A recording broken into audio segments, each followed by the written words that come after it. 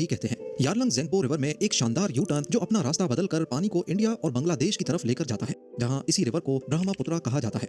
India में इसका नाम चाहे जो कुछ भी हो, इससे चाइना को कोई लेना देना नहीं। चाइना की नजर तो कई सालों से इसी यू टर्न पर है, जो कि कोई मामूली यू टर्न नहीं, बल्कि ये आने वाले सालों में शायद इस रीजन में नई जंगें भी पैदा करवा सकता है। ज़ेम टीवी की वीडियोस में एक बार फिर से खुशामदीद। नाजरीन, यारलंग ज़ेंगपो रिवर का ये हिस्सा हिमालयाज के ऊंचे तरीन पहाड़ों से लिपटा हुआ है, जिसको यारलंग ज़ेंगपो ग्रैंड कैनियन भी कहते हैं। लंबाई में ये वादी 505 किलोमीटर तक फैली हुई है, जो एरिज़ोना के द ग्रैंड कैनियन से 50 किलोमीटर बड़ी और 3 गुना गहरी है। कैनियन दरअसल किसी भी वादी को कहते हैं जिसके बीच से पानी गुजर रहा हो। इस वादी का फायदा उठाते हुए चाइना ने यहाँ पर दुनिया का सबसे ताकतवर डैम बनाने का फैसला किया है, ठीक इस जगह पर जो दुनिया की सबसे रिमोट लोकेशन है। इस यू टर्न पर पिछले 20 सालों से चाइना की नजर है और इसकी खास बात इसकी ढलान यानी स्लोप है। ठीक इस जगह से देखा जाए तो दरिया 7000 मीटर ऊंचे पहाड़ के साथ साथ होता हुआ एक यू टर्न बनाकर पहाड़ की दूसरी साइड से वापस आता है। मजे की बात यह है कि ठीक इस लोकेशन पर दरिया की ऊंचाई 2870 मीटर है, लेकिन यू टर्न करने के बाद ठीक इस जगह पर दरिया की ऊंचाई सिर्फ 870 मीटर रह जाती है। ये करीब 2000 मीटर की स्लोप बनती है, यानी पहाड़ के वेस्ट में वही दरिया जो 2870 मीटर ऊपर बह रहा था, वही दरिया सिर्फ थोड़ा सा फासला तय करने के बाद 2000 मीटर नीचे आ जाता है। चाइनीज एक्सपर्ट्स ने यहाँ डैम बनाने के कई प्रपोजल्स दे रखे हैं, जिसमें से एक है इस 7000 मीटर ऊंचे पहाड़ के बीच टनल खोदकर हाइड्रो पावर स्टेशन बनाना। अब क्योंकि पहाड़ के वेस्ट में बहने वाला दरिया 2870 मीटर की ऊंचाई पर है, तो अगर यहाँ से इसका रास्ता बंद करके पहाड़ के अंदर टनल खोदा जाए और दरिया के पानी को सीधा पहाड़ के ईस्ट में बहने वाले दरिया में गिराया जाए, तो ये प्रोजेक्ट एक अंदाजे के मुताबिक 60 गीगावाट इलेक्ट्रिसिटी आसानी से जनरेट कर पाएगा। ये दुनिया के सबसे बड़े 3 गॉर्जियस डैम से जनरेट होने वाली बिजली से भी 3 टाइम्स ज्यादा है। इस प्रोजेक्ट को मोटुओ हाइड्रो पावर स्टेशन का नाम दिया गया है, जिसके टनल की लंबाई करीब 40 से 50 किलोमीटर लंबी होगी, जिसके बीच में एक दो नहीं बल्कि मल्टीपल टरबाइंस लगाई जा सकेंगी। जहां कन्वेंशनल डैम्स में पानी को स्टोर किया जाता है, वहीं यहाँ पर डैम बनाने के लिए ज्यादा मेहनत भी नहीं करनी पड़ेगी, क्योंकि दो तरफ से तो ऊंचे पहाड़ हैं जो डैम की नेचुरल दीवार के तौर पे काम करेंगे, जबकि इस लोकेशन पर एक दीवार खड़ी करके पानी को रोका जा सकता है। अब अगर यही दीवार पर टरबाइन लगाकर पानी को परली साइड पे गिराया गया, तो सिर्फ ये 200 मीटर ही नीचे गिरेगा, जिससे कम फोर्स जनरेट होगी और अल्टीमेटली कम बिजली बनेगी। लिहाजा दीवार के पास से 40 या 50 किलोमीटर का टनल खोदकर उसको 2000 मीटर नीचे इस लोकेशन पे गिराया जाएगा।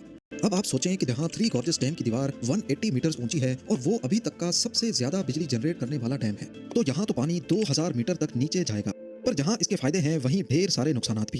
एक्सपर्ट्स का मानना है कि चाइना को ये प्रोजेक्ट बनाने में काफी मुश्किलें पेश आ सकती हैं। सबसे पहले तो ये जगह तिब्बत की रिमोट लोकेशन पे है, जहां अभी तक कोई प्रॉपर रोड नेटवर्क नहीं है। इस डैम को बनाने के लिए मशीन कैसे पहुंचाई जाएंगी, जिसमें क्रेन्स वगैरह का पहुंचना तो शायद इतना बड़ा मसला ना हो, लेकिन 6000 टन वजनी और 150 मीटर लंबी टनल बोरिंग मशीन को इस ऊंचे पहाड़ों के बीच पहुंचाना इंजीनियर्स के लिए काफी मुश्किल टास्क हो सकता है। याद रहे कि जितना बड़ा टनल यहाँ बोर किया जाएगा, उतना ही फ्रांस और यूके को आपस में जोड़ने के लिए भी बोर किया गया था, जिसको चैनल टनल कहा जाता है। उसमें टोटल 6 साल का वक्त और 6 बिलियन पाउंड से ज्यादा का खर्चा आया था, वो भी 1988 में।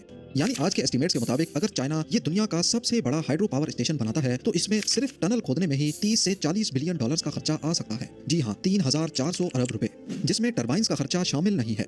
और क्योंकि इस टनल से हजारों क्यूबिक मीटर पानी गुजरेगा, तो जाहिर है इसको मजबूत बनाने के लिए टनल की दीवारों को कंक्रीट और स्टील के मोल्ड से ढका भी जाएगा। ये सब तो उस कंडीशन में होगा जब सब कुछ प्लान के मुताबिक चल रहा हो। लेकिन अगर आपको नहीं पता तो आपको बताते चलें कि ये जगह ठीक फॉल्ट लाइन के ऊपर मौजूद है, जहां इंडियन प्लेट और यूरेशियन प्लेट आपस में आकर मिलती हैं। यही वो जगह है जो दुनिया के सबसे खतरनाक अर्थक्वेक्स का एपिसेंटर थी। 1950 में यहाँ से सिर्फ 200 किलोमीटर दूर इंडियन स्टेट असम में 8.5 मैग्नीट्यूड का ज़लज़ला आया था, और ईयर 1901 से लेकर आज तक पूरे हिमालय में 4000 से ज्यादा छोटे बड़े अर्थक्वेक्स रिकॉर्ड किए जा चुके हैं। एक्सपर्ट्स का मानना है कि वो डैम्स जिनकी ऊंचाई 100 मीटर से ज्यादा है और वो फॉल्ट लाइन पे मौजूद हों, तो वो आसानी से 6 मैग्नीट्यूड का ज़लज़ला पैदा कर सकते हैं, क्योंकि वो अर्थ का नेचुरल वेट शिफ्ट खराब कर देते हैं, जिसकी वजह से नीचे मौजूद टेक्टोनिक प्लेट्स को भी उस हिसाब से एडजस्ट होना पड़ता है। इसके अलावा ये एरिया जहां मोटुओ हाइड्रो पावर स्टेशन का प्रपोजल दिया गया है, ये जानलेवा लैंडस्लाइड्स का गढ़ भी है। 2021 में यहाँ लैंडस्लाइड की वजह से यारलंग ज़ेंगपो रिवर का एक हिस्सा ब्लॉक हो गया था, जिसकी वजह से पानी को अपना रास्ता बदलना पड़ा। इसी एरिया में इंडियन हिमालय में भी लैंडस्लाइड्स की वजह से फ्लैश फ्लड्स ट्रिगर हुए, जिसमें कई लोगों की जान गई और उसने 2 हाइड्रो पावर स्टेशंस को भी नुकसान पहुंचाया। इन सब मसलों के साथ साथ चाइना को अगर दुनिया का सबसे बड़ा हाइड्रो पावर स्टेशन बनाना है, तो उसको इंडिया को भी फेस करना होगा। जैसा कि आप देख सकते हैं कि यारलंग ज़ेंगपो रिवर का वो हिस्सा जो डैम के बाद नीचे जा रहा है, कुछ ही फासले के बाद वो इंडियन स्टेट अरुणाचल प्रदेश में दाखिल हो जाता है। ये वो इंडियन स्टेट है जिसको चाइना अपना हिस्सा मानता है, और इसी बात को लेकर यहाँ कई मर्तबा इंडियन और चाइनीज का क्लैश भी हो चुका है। 1960 से लेकर इंडिया और चाइना की कई बार इसी डिस्प्यूटेड एरिया को लेकर लड़ाई हो चुकी है। हाल ही में 2020 की बात है, जब इंडियन और चाइनीज सोल्जर्स के बीच गलवान वैली में एक झड़प देखी गई, जिसकी वजह से एक जवान की मौत भी हुई। तो कहने का मकसद सिर्फ इतना है कि इस रीजन में हालात काफी कशीदा हैं और ठीक डिस्प्यूटेड बॉर्डर से 50 किलोमीटर दूर दुनिया का सबसे बड़ा डैम बनाना खतरे से खाली नहीं होगा, क्योंकि इंडिया और चाइना दोनों न्यूक्लियर पावर कंट्रीज हैं। यहाँ डैम बनाने की वजह से चाइना का इंडिया और बांग्लादेश में जाने वाले पानी पर भी फुल कंट्रोल पैदा हो सकता है, जो चाइना अपने हथियार के तौर पे भी इस्तेमाल कर सकेगा। कुल मिलाकर बात यह है कि मोटुओ हाइड्रो पावर स्टेशन न सिर्फ एनवायरनमेंट के लिए खतरनाक है, बल्कि इस पूरे खित्ते में नई जंगों का आगाज भी कर सकता है। तो फिर चाइना के लिए ये इतना ज्यादा जरूरी ही क्यों है? देखा जाए तो आबादी के लिहाज से चाइना दुनिया का दूसरा बड़ा मुल्क है, लेकिन इलेक्ट्रिसिटी की कंजम्पशन में इसका पहला नंबर है। इंडिया, जिसकी पॉपुलेशन चाइना से भी ज्यादा है, यहाँ सालाना बिजली की खपत 14 लाख गीगावाट्स है, जबकि चाइना की 78 लाख गीगावाट्स। इसकी मेन वजह चाइना में पाई जाने वाली फैक्ट्रीज हैं, यानी ये चाइना की बढ़ती हुई इकोनॉमी की रीढ़ की हड्डी है, जिसे चाइना किसी भी सूरत कम नहीं कर सकता। अपनी इलेक्ट्रिसिटी डिमांड्स को पूरा करने के लिए चाइना ने पूरे मुल्क में 98,000 से भी ज्यादा हाइड्रो पावर डैम्स बना रखे हैं, लेकिन इसके बावजूद भी अभी तक चाइना की 70% इलेक्ट्रिसिटी फॉसल फ्यूल के जरिए पैदा होती है।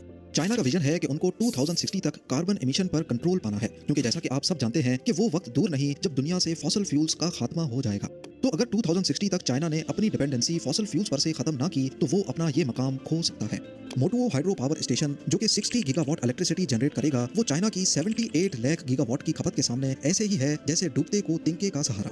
एक्सपर्ट्स का ख्याल है कि अगर चाइना को फॉसल फ्यूल पर से डिपेंडेंसी खत्म करनी है, तो उनको डैम्स के साथ साथ दूसरे ग्रीन एनर्जी के सोर्सेज पर भी काम करना होगा, तब जाकर वो अपनी डिमांड्स को पूरा कर पाएगा। उम्मीद है ज़ेम टीवी की ये वीडियो भी आप लोग भरपूर लाइक